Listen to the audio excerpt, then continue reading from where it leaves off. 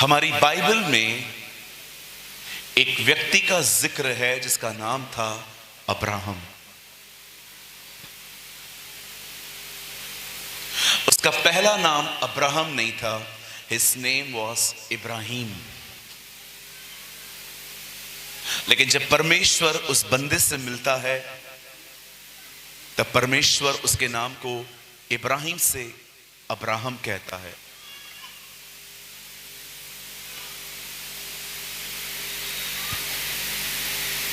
Bible कहती है परमेश्वर अब्राहम के पास कुछ वादों के साथ आया। God came to Abraham with some promises. परमेश्वर ने उसे कहा अपना घर छोड़, यहां से निकल और मैं तुझे आशीष दूंगा और आशीष का मूल बनाऊंगा। इंग्लिश में लिखा है I will bless you and make you a blessing. जब अब्राहम अपने घर से निकलते हैं उसे यह तक नहीं पता था कि वो कहां जा रहा है, तब भी बाइबल बताती है वो निकल पड़ा। इब्रानियों में लिखा है वो अनदेखे को देखा हुआ करके चलता था।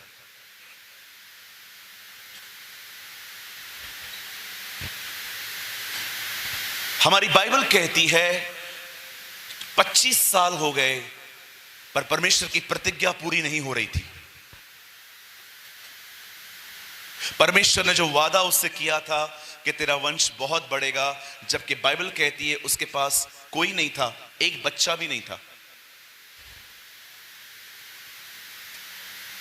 जब फाइनली अब्राहम को 25 साल के बाद एक पुत्र प्राप्त होता है, जब सारा एक बच्चे को जन्म देती है, हम सभी जानते हैं कुछ समय के बाद परमेश्वर अब्राहम से कहता है अपने बेटे को उठा और उसे मार।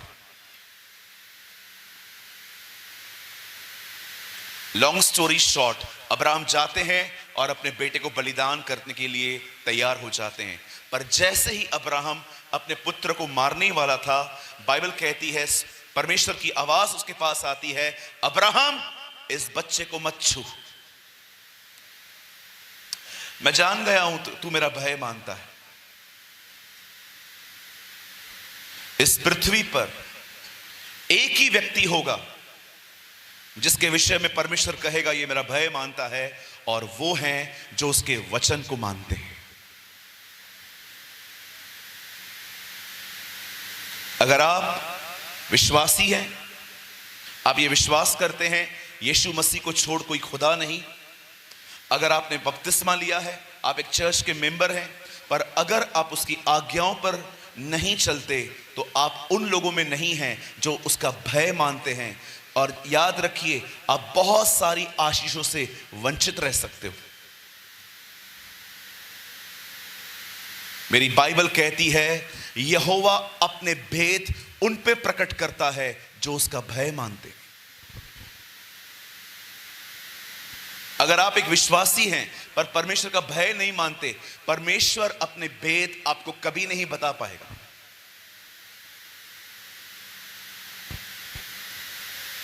जानते हो भय रखने वालों में सबसे अच्छी बात क्या होती है? वो मुंह पे भी सेम होते हैं, पीठ के पीछे भी सेम होते हैं। सोचो, मैं इनके लिए कह रहा हूं पास्टर जी आप कैसे हैं? अच्छे हैं सर, लेकिन इनके जाने के बाद मैं इनकी बुराई कर रहा हूं। ये वो लोग हैं जिनको बाइबल कहती है सांप के बच्चे। डू यू नो सांप के बच्चे का मतलब क्या होता है? आपने देखा है सांप की एक ही जुबान में दो छेड़े होते हैं। अगर आप एक ऐसे व्यक्ति हैं सामने अलग जुबान पीछे अलग जुबान है, मैं आपको कहना चाहता हूं आप परमेश्वर का भय मानने वाले लोग नहीं। इसीलिए कई बार ऐसा होता है हम घंटों प्रभु के साथ बैठते हैं पर उसे पहचान नहीं पाते। क्यों? क्योंकि वो आपको नहीं बता रहा। क्यों नहीं बता रहा? नीति वचन 24 में लिखा है दुष्ट न्याय को कभी नहीं समझता, परंतु यहोवा के भय रखने वाले सब कुछ समझते। बाइबल कहती है परमेश्वर ने अब्राहम से यह कहा, अब मैं निश्चय जान गया हूं तू मेरा भय मानता है। और हम सभी जानते हैं किस तरह से परमेश्वर ने इसहाक को छोड़ दिया। आइए मैं कुछ बताना चाहता हूं आपको। कभी आपने सोचा है अब्राहम अपने इकलौते पुत्र को मारने के लिए क्यों तैयार हुआ? वो किस तरह तैयार हो गया कि हां मैं अपने बेटे को मारूंगा? एक कारण था, परमेश्वर से अब्राहम ने एक बात सुनी थी, जिस बात को वो थाम के जिंदगी जीता था। वो जानता था परमेश्वर ने कहा था इसी से वंश चलेगा, और इसी कारण परमेश्वर ने इश्माइल को घर से निकाल दिया था। अब्राहम का पहला पुत्र इसहाक नहीं है, अब्राहम का पहला पुत्र इश्माइल था। और जब इश्माइल पैदा हुआ तो परमेश्वर ने साफ कहा ये मेरी राज्य की संतान नहीं है, मेरी संतान सारा से उत्पन्न होगी, हाजिरा से नहीं। और मेरी बाइबल कहती है परमेश्वर ने अब्राहम से ये बात कही थी, तेरा वंश इसहाक के द्वारा चलेगा, इश्माइल के द्वारा नहीं। क्या आप इस बात को जानते हैं? अब्राहम एक वजह से अपने पुत्र को मारने के लिए तैयार हुआ, क्योंकि वो एक बात जानता था परमेश्वर इसे नहीं मारेगा, और अगर परमेश्वर ने इसे मार भी दिया तो परमेश्वर इसे मुर्दों में से जिंदा कर देगा। यह उसका पूर्ण विश्वास था। मैं आपसे एक सवाल पूछना चाहता हूं, अब्राहम के पास क्या था? क्या उसके पास पास्टर था, प्रॉफिट था, कोई टीचर था, यूट्यूब था, सेल ग्रुप था, पवित्र आत्मा था, बाइबल कॉलेज था, पैरेलल बुक्स थे, संगति थी? कुछ भी नहीं था। ये सारे सोर्सेस आज 2024 के लोगों के पास है। अब्राहम के पास एक ही चीज थी, उसका वचन। और वो एक बात जानता था, चाहे कुछ भी हो परमेश्वर अपना वचन पूरा करेगा। मैं आप में से हर एक को कहना चाहता हूं, जब परमेश्वर इस दुनिया को बना रहा था उसके पास कुछ भी नहीं था, उसके पास सिर्फ वचन था। और जब उसने वचन कहा सब होता गया। मैं आपको भी कहना चाहता हूं, एक ही चीज अपने हृदय में रखिए, परमेश्वर का वचन। आज एक बहुत ही इंपॉर्टेंट वर्ड मैं आपके साथ शेयर करूंगा। आज का संदेश इतना बड़ा नहीं है, छोटा है, तो मैं आपको बताना चाहता हूं, आज मैं बात करना चाहता हूं उस महान पवित्र आत्मा के बारे में। Today I want to talk to you about the Holy Spirit. मेरे साथ खोलिए यूहन्ना रचित सुसमाचार, उसका 14 अध्याय। चलिए काम करें, 17 से पढ़ते हैं, ज्यादा समझ में आएगा। अर्थात सत्य का आत्मा, जिसे संसार ग्रहण नहीं कर सकता, क्योंकि न वो उसे देखता है और न उसे जानता है। तुम उसे जानते हो, क्योंकि वह तुम्हारे साथ रहता है और वह तुम में होगा। Now 18 is very important. मैं तुम्हें अनाथ नहीं छोड़ूंगा, मैं तुम्हारे पास आता हूं। आमीन। मैं आपको कहना चाहता हूं, आप अनाथ नहीं हैं, आपका एक बाप है जो स्वर्ग में है। आमीन। बाइबल कहती है यीशु एक कुंवारी के द्वारा पैदा हुआ। Jesus born by a virgin called Mary। जब यीशु पैदा हुए, हमारी बाइबल कहती है वो 30 साल तक अपने घर और अपने व्यापार को देखता रहा। लेकिन 30 साल के बाद जब परमेश्वर ने उसे कहा now leave everything, even family also, अपना परिवार छोड़, अपना घर छोड़ और निकल। हम जानते हैं किस तरह से यीशु यरदन नदी पे आते हैं और अपने चचेरे भाई यूहन्ना से बपतिस्मा लेते हैं। और बपतिस्मा लेने के बाद बाइबल बताती है जैसे वो ऊपर आया, उसके ऊपर एक अभिषेक आया, एक आवाज आई, ये मेरा प्रिय पुत्र है। और वहीं से उसने अपनी सेवा स्टार्ट की। अपनी सेवकाई के अंदर उसने 12 चेलों को नियुक्त किया। कुछ के नाम मैं जानता हूं, कुछ हो सकता है मेरे ध्यान से निकल जाएं। इनमें से 12 चेलों के नाम थे पतरस, याकूब, यूहन्ना, थोमा जो बरतुलमई, मती, यहूदा, छोटा याकूब और भी कुछ चेले थे। 3.5 साल तक वो उनके साथ रहा। न खुद घर गया, न कभी वो घर गए। रात, दोपहर, शाम, हर दिन वो साथ रहते थे। अगर आप किसी जानवर के साथ रहो ना, तो 1 महीने में उससे भी अटैचमेंट हो जाती है। ये तो मनुष्य है। मैंने देखा है लोगों को जानवरों से कितनी अटैचमेंट हो जाती है। मैंने ऐसे बहुत लोगों को देखा है, जब जानवर उनके घर पे, कोई डॉग है, कैट है, पैरट है, रैबिट है, जब मर जाते हैं ना, हालत खराब हो जाती है।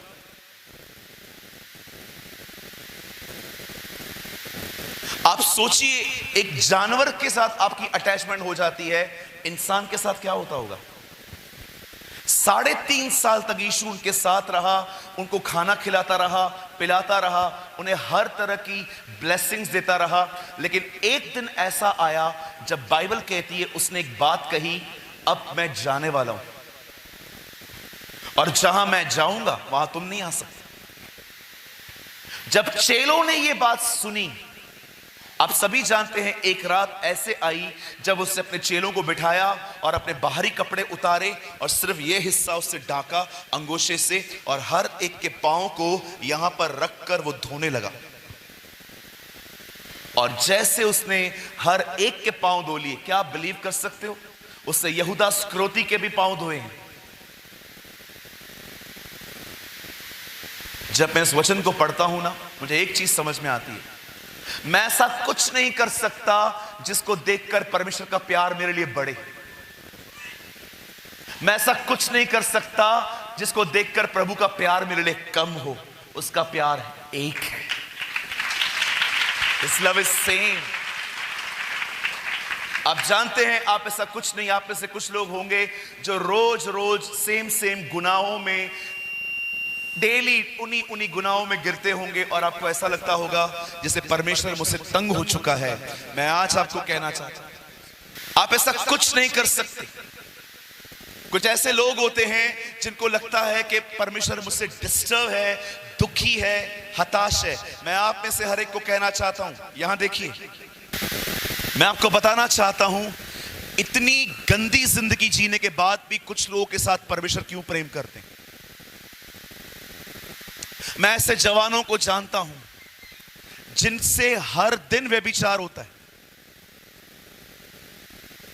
वे रोज अश्लील वीडियो देखते हैं, वे रोज हस्तमैथुन जैसे पापों में घिरते हैं, वे रोज मोबाइल पर कुछ ऐसा देखते हैं और इमेजिन करते हैं कि ये मैं हूं जो कुछ कर रहा हूं।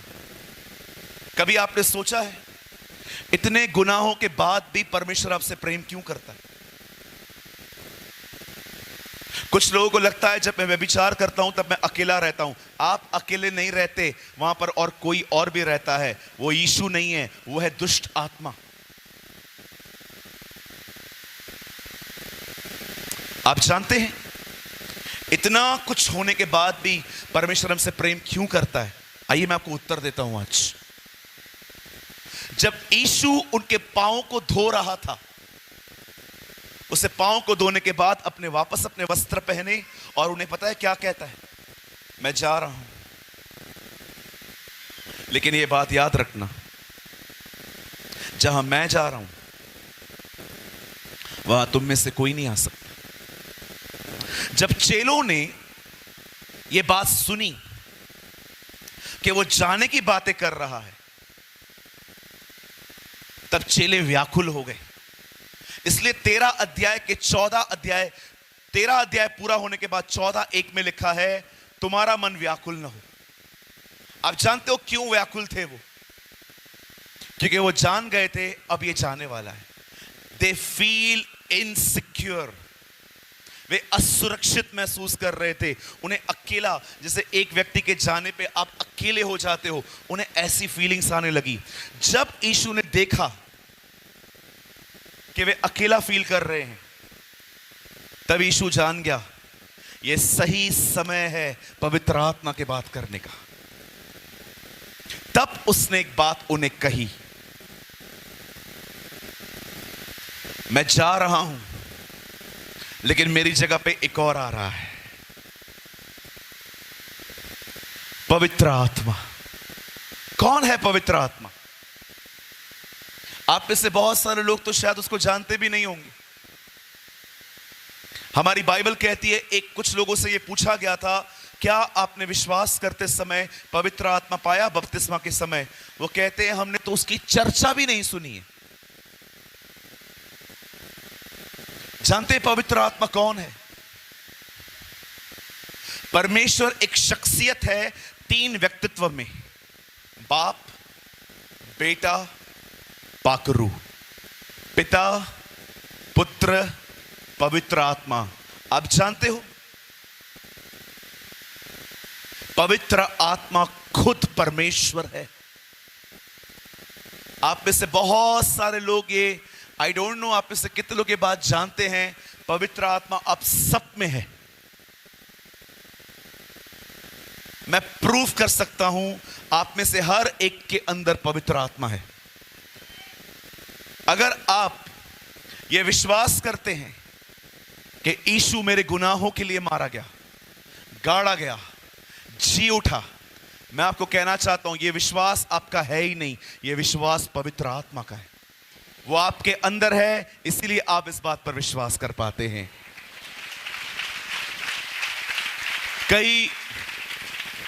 कई लोग सोचते हैं उनके पास पवित्र आत्मा नहीं है।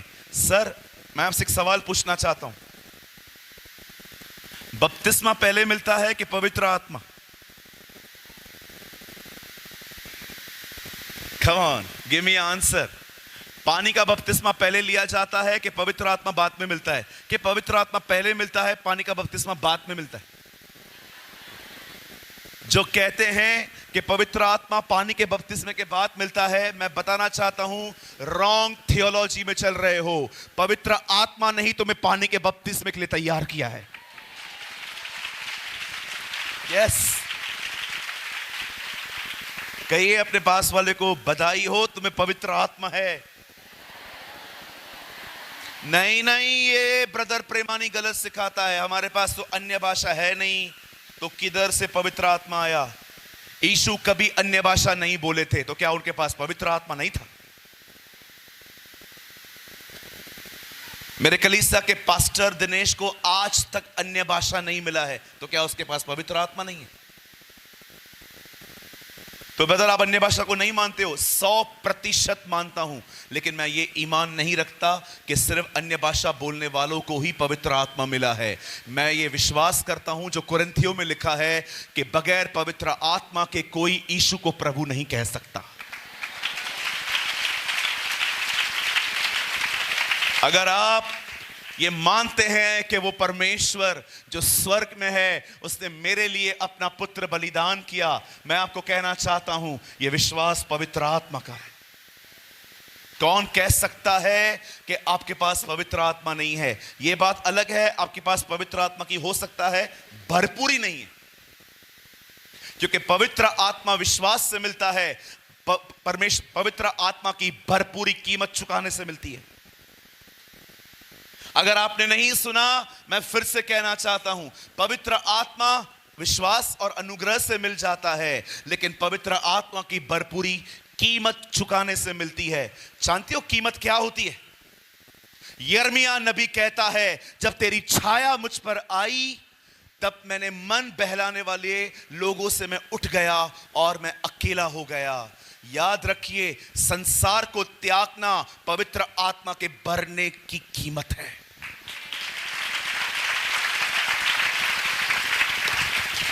आप चाहते हैं प्रभु आपको पवित्र आत्मा से भरे?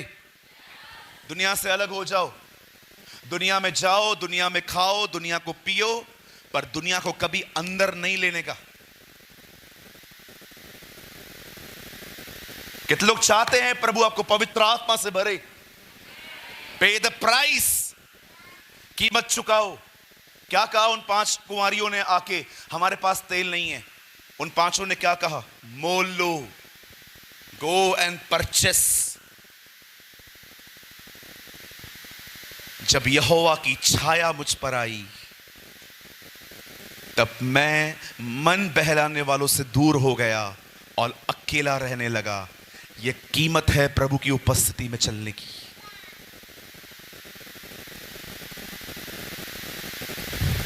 संसार से अलग हो जाओ ब्रदर, मतलब जाओ दुनिया में पैसे कमाओ, जाओ दुनिया में उनसे व्यवहार करो, पर कोई भी उनकी चीज अंदर मत लो।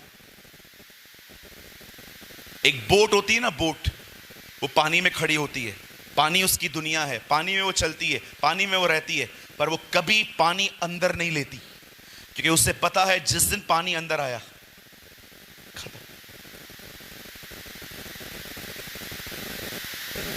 प्रभु यीशु मसीह ने कहा मैं जा रहा हूं, और वे इनसिक्योर फील करने लग गए थे, असुरक्षित। आज आपको मसीह के अंदर ऐसे बहुत से लोग मिलेंगे जो असुरक्षित हैं। अपने इस जगह को मोबाइल से, कुछ लड़के लड़कियों से, कुछ बहनें लड़कों से इस दिल को भरने की कोशिश करते हैं, क्योंकि आप अकेले हो। मैं रील्स नहीं बनाता, मैं किसी को नहीं कहता मेरा रील बनाओ भाई, डालो, ताकि लोग मुझे थंब दिखाएं, लोग मुझे ऐसे करें, मुझे बहुत सारे व्यूज मिले। मुझे कोई जरूरत नहीं है कि लोग मुझे देखें और सराहें। मैं ईश्वर के प्रेम से भरा हुआ हूं, आप मुझसे कैसा भी चलो, मुझे कोई फर्क नहीं पड़ता। कभी कभी पता है आप लोगों को उनकी हर बात में हां क्यों कहते हो? क्योंकि आप इनसिक्योर हो। आपका एक दोस्त है, वो पिक्चर पे जाता है, वो आपको हमेशा कहता है तू भी चल, और आप बोलते हो, आपका मन भी नहीं है तो भी जाते हो, अगर नहीं जाऊंगा तो नाराज होंगे। आपका कई बार हां बोलना ये चिन्ह है कि आप असुरक्षित हो। जो प्रभु के प्रेम से भरे हुए रहते हैं ना, वो साफ साफ कह देते हैं नहीं चलूंगा। इनसिक्योर लोग हर चीज में हां हां करते हैं। एक दिन एक परमेश्वर के दास ने एक परमेश्वर के दास से उसके मित्र ने कहा, आज नया पिक्चर आया है, तू चल रहा है क्या? उसने कहा आप होकर आओ ना। उन्होंने कहा नहीं नहीं चल, तू भी चल आज। और ये आदमी अधूरे मन से अपने घर से निकला अपने दोस्तों के साथ, ये बोलते बोलते प्रभु रहम कर, प्रभु बचा, प्रभु बचा, प्रभु मुझे नहीं देखना है, प्रभु मुझे बचा, प्रभु मुझे बचा, प्रभु। जैसे वो थिएटर तक पहुंचे, थिएटर के बाहर लिखा था आज रील नहीं आया है। वो घर पे दौड़ के आया और प्रभु को कहता है, प्रभु मैं आपको धन्यवाद करता हूं, आपने मुझे बचा लिया। प्रभु ने कहा ना बोलना सीख, रोज रोज नहीं बचाऊंगा। Oh beautiful. कहिए अपने बाजू वाले को ना बोलना सीखो। हाँ बोलो, मसीह लोग पिक्चर नहीं देखते जी। हाँ, एक भाई एनिमल पिक्चर देख के आया, मुझे स्टोरी बता रहा था, ब्रदर मैंने एनिमल देखा, आपने देखा क्या? मैंने कहा एनिमल पे एनिमल ही जाते हैं। बोलो बाजू वालों को, एनिमल ही एनिमल पे जाते हैं। हाँ, जानवर लोग होते हैं ना, ऐसी पिक्चरें वही देखते हैं। हम मनुष्य हैं, हम उसका वचन पढ़ते हैं। Read Bible.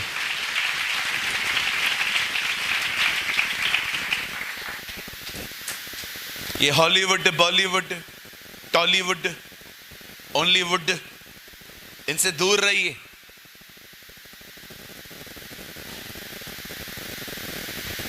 सोमवार से लेके शनिवार तक पिक्चर के सॉन्ग्स गाने वाले लोग, रविवार की आराधना उनकी कभी स्वीकारी नहीं जा सकती।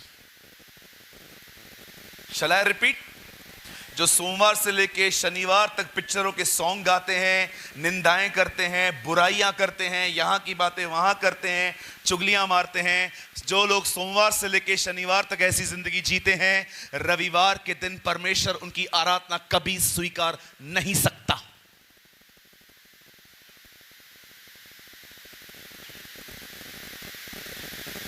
उसकी आराधना स्वीकारता है जिनकी जिंदगी में उसकी आज्ञाओं का पालन है। उसकी आराधना वहां तक पहुंचती है। जब आप प्रभु के साथ चलते हो ना, उसके बाद आप प्रभु के लिए कुछ गाते हो ना, प्रभु स्वर्ग से क्या करते हैं? जब वो ऐसे देखता है ना कि आप गा रहे हो, जो उसके साथ चलता है, वो स्वर्गदूतों को पता है कभी कभी क्या कहता है? ए तुम लोग चुप करो, अभी चुप करो, मेरी बेटी गा रही है, चुप करो, होने दो कि आपकी आराधना परमेश्वर को इंप्रेस करे।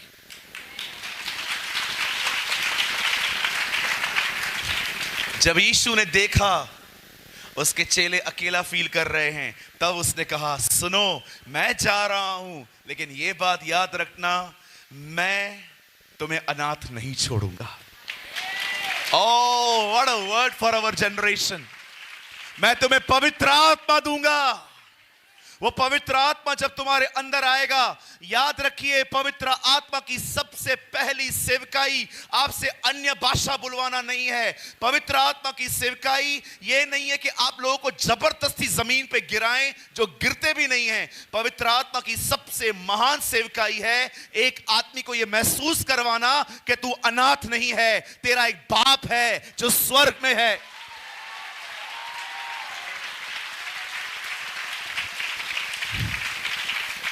मैं आपको कहना चाहता हूं, परमेश्वर का आत्मा आपके अंदर इसलिए रहने के लिए आया है ताकि आप सदैव इस कॉन्फिडेंस में चलें कि आप अकेले नहीं हैं। मैं तुम्हें अकेला नहीं छोड़ूंगा। जब परमेश्वर हवा को बना रहा था तो इसलिए बना रहा था ताकि आदम का अकेला रहना अच्छा नहीं है। वो जानता है मनुष्य का अकेला रहना अच्छा नहीं है, उसी ने हमारे लिए पवित्र आत्मा भेजा। मैं तुम्हें अकेला नहीं छोड़ूंगा, मैं तुम्हारे लिए एक सहायक भेजूंगा। क्या आप जानते हो, जब परमेश्वर हवा को बना रहा था तो उसका नाम हवा आदम ने रखा था, पर प्रभु ने उसका नाम सहायक रखा था।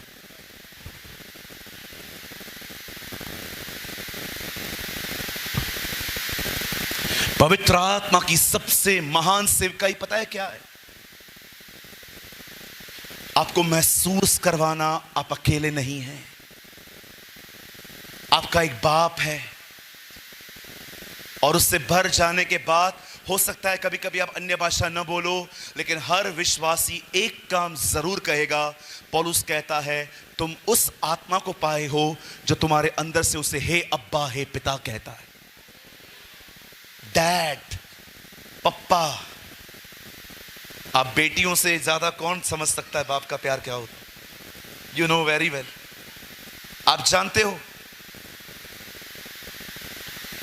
इस दुनिया में ये हो सकता है कि आपको कोई न समझे। कभी कभी भाई नहीं समझेगा, कभी कभी हस्बैंड भी नहीं समझेगा, कभी कभी आपके बेस्ट फ्रेंड भी नहीं समझेंगे। पर मैं आपको बताना चाहता हूं, एक व्यक्ति है जो आपको पूरी तरह से समझेगा, वो है आपका डैडी। कितना भी ईविल हो, आपकी बात सुनेगा। जब तुम बुरे होकर अपने बच्चों को सारी वस्तुएं देना जानते हो, बाइबल कहती है एक बुरा पिता भी अपने बच्चों को सारी वस्तुएं देता है, परंतु स्वर्गीय पिता वो तुम्हें पवित्र आत्मा क्यों न देगा?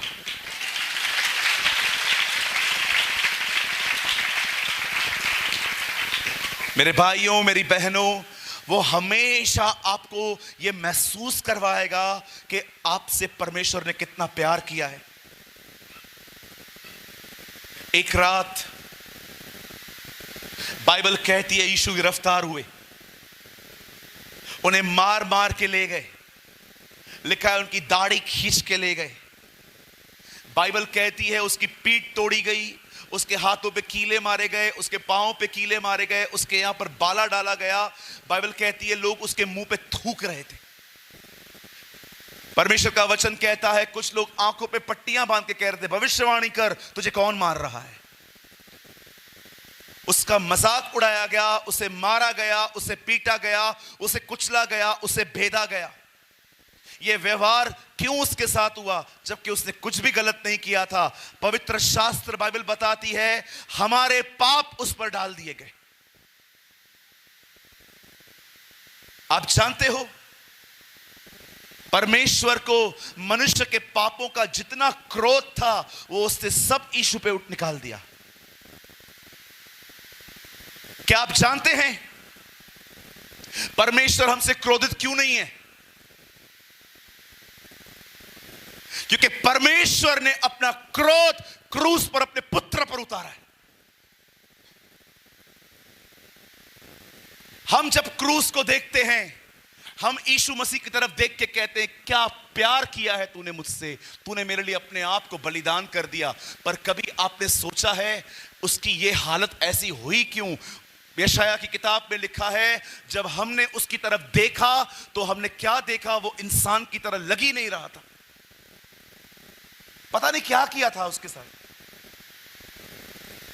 पूरा चेहरा बिगाड़ दिया गया था, हाथ टूटे हुए थे, अंदर का मांस दिख रहा था। ऐतिहासिक किताबें बताती हैं, एक कोड़ा लग रहा था, 9 जगहों का मांस निकल रहा था उसका। कभी आपने सोचा है उसकी ऐसी हालत क्यों हुई?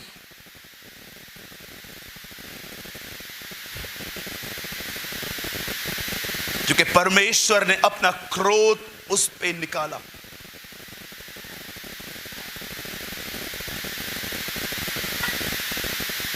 यशायाह की किताब में लिखा है, प्रभु का आत्मा मुझ पर है,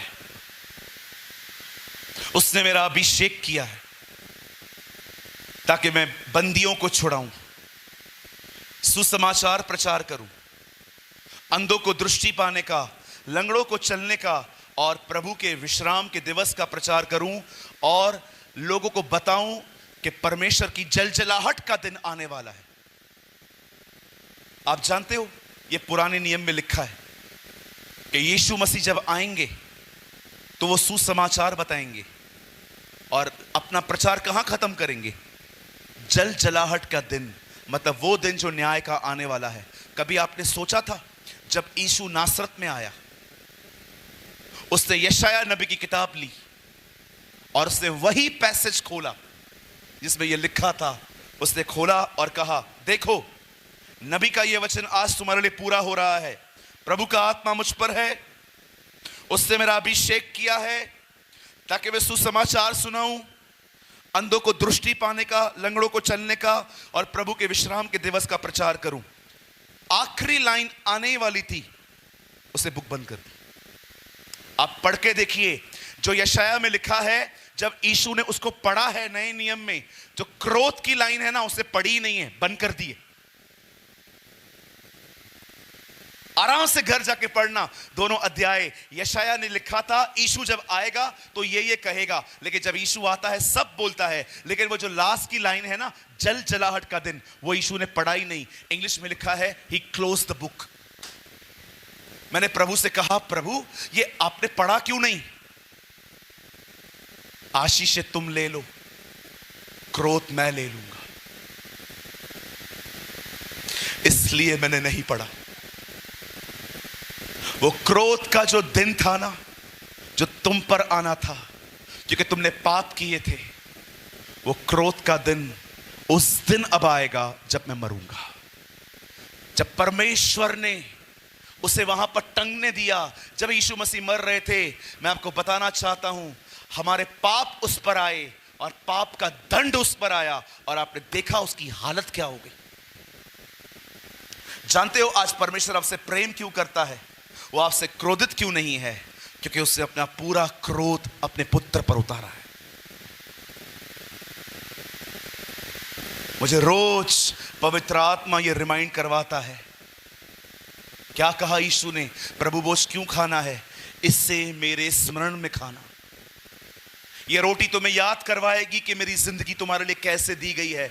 मैं आज आप में से हर एक को कहना चाहता हूं, मेरे भाइयों, मेरी बहनों, वो तुमसे प्यार करता है। जानते हो उसका प्यार कहां दिखाई देता है? उसने तुम्हारे लिए अपनी जिंदगी बलिदान कर दी ताकि वो तुम्हें पा सके। यीशु सिर्फ इसलिए नहीं मरा कि आप माफी पाएं और अपनी जिंदगी खुद जिए जाके, वो इसीलिए मरा ताकि वो आपको पा सके। मैं आप में से हर एक को कहना चाहता हूं, आपका परमेश्वर इस पृथ्वी पर सिर्फ चमत्कार करने नहीं आया था जैसे आज के पास्टर्स और प्रीचर्स बोलते हैं। मैं आपको कहना चाहता हूं, वो इस पृथ्वी पर आपको पाने के लिए आया था।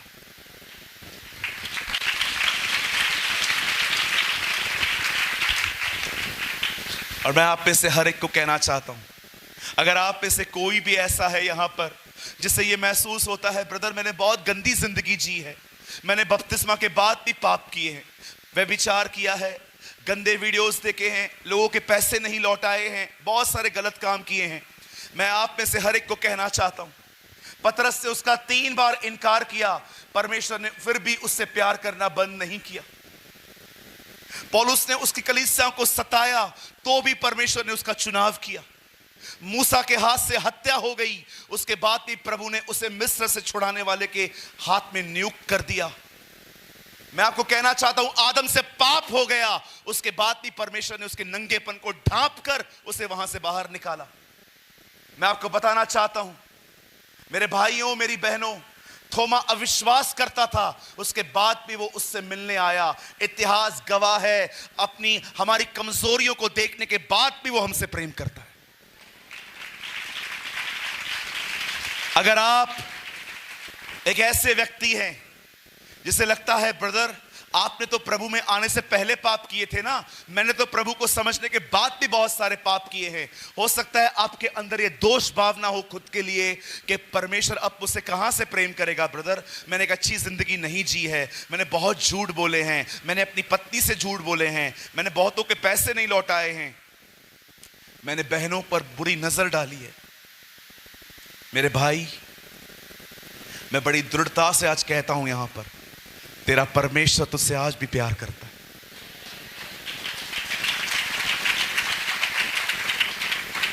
जानते हैं क्यों? क्योंकि वो जानता है उसका प्यार ही आपको बदलेगा।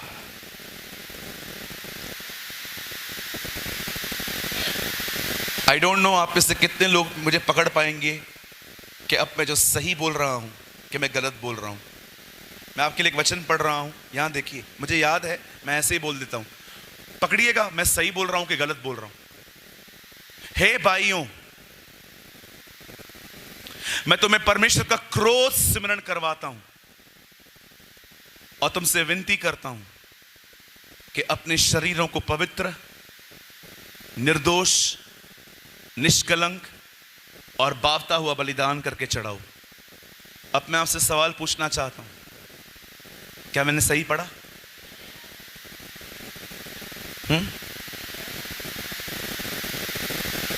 मैंने गलत पढ़ा? जानते हो पौलुस क्या कहता है? मैं तुम्हें परमेश्वर की दया सिमरन करवाता हूं कि अपने आप को जीवित, पवित्र। पौलुस हमें कहता है, देखो उससे तुम पर कैसी दया की है। तुम पापी थे लेकिन उससे तुम्हारे पाप अपने ऊपर उठाए। मैं उसकी दया सिमरन तुम्हें करवाता हूं और दया सिमरन करके तुमसे कहता हूं, अपने आप को जीवित, पवित्र और निर्दोष बावता हुआ बलिदान करके चढ़ाओ।